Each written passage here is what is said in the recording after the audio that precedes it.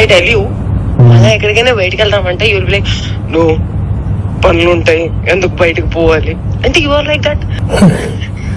But అలా కూడా కాదు, you will be like interested. ఏం చేద్దామని అనుకుంటున్నావు జీవితం చెప్పు. ఎంత ఎంత రసికరాజు రాకుండా ఉండం అంటే ఎలా పాసిబుల్? అది ప్రేమించాలి మనసులో లేదా? మరి ఎప్పుడు అడుగుతావు, ఎప్పుడు చేద్దాము, ఇప్పుడు ఏంటి ఏంటి పరిస్థితి? హర్షసే కాదు, నాకు యూపీఎస్సీ ఎగ్జామ్ బోర్డ్స్ కి క్వశ్చన్ పేపర్ లాగా తయారయ్యాడు. నేను ఆన్సర్ రాసుకుంటూ కూర్చోవాలి అంతే. కానీ హర్షసే మాత్రం నువ్వు నాకు ఎంత డిస్ట్రాక్ట్ చేసినా, నువ్వు ఏ చేసినా నేను ఆన్సరే రాస్తాను, నేను నీ వైపు చూడను. ఓ మేరీ విశ్వామిత్రుడు ఏంటి ఏంటి గోళ? వయసు పోతుంది.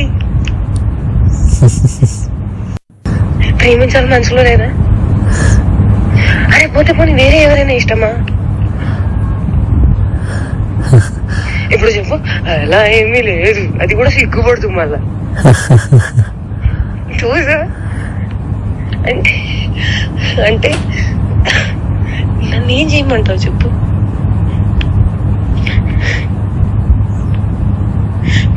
నువ్వేం చేయాల్సిన అవసరం లేదమ్మా, నువ్వు ఇప్పటిదాకా చేసింది చాలు.